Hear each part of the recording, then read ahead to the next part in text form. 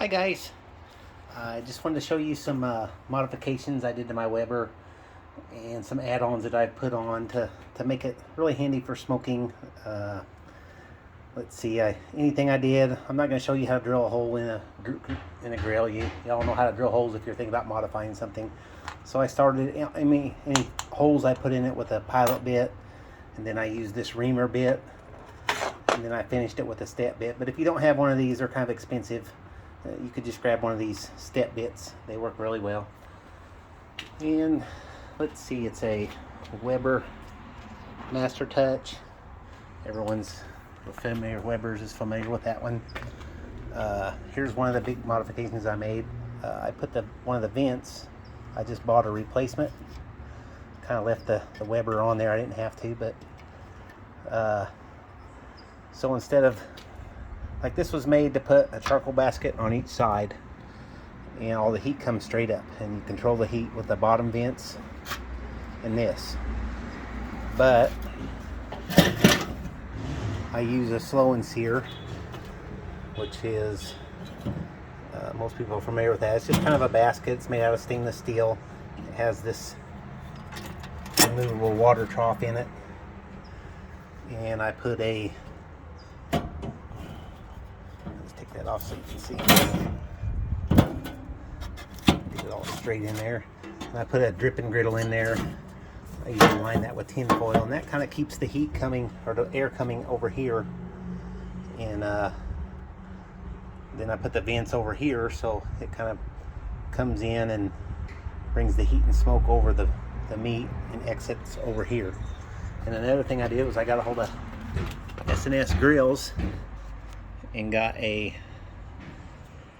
little port. So if I wanted to, someday if I wanted to add like an electric fan to it with a PID for temperature control, but now I don't have to use the bottom vents anymore. I can just open that a little bit, or all the way, whatever temperature I want to make it.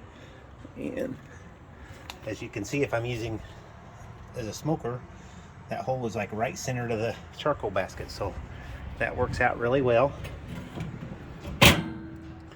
And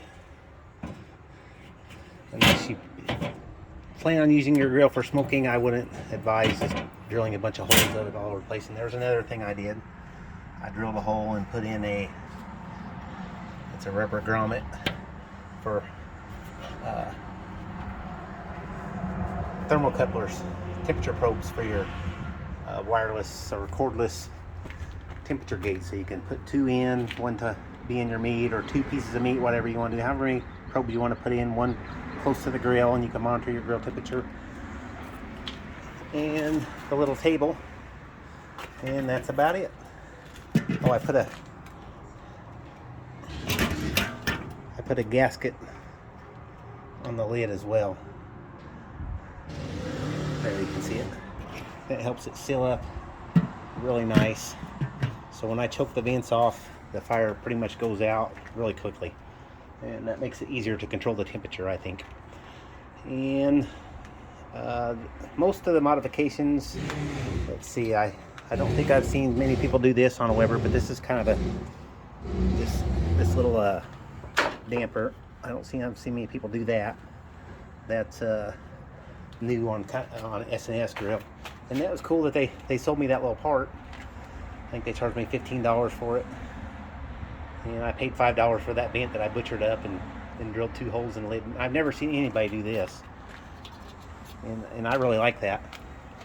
I think that works well, because usually I run this one, when I used to run this, like so far open, not very far to get 250 degrees, and so I only got to do this one about halfway because it's two vents instead of four, or I can shut it off and still use it the other way if I want.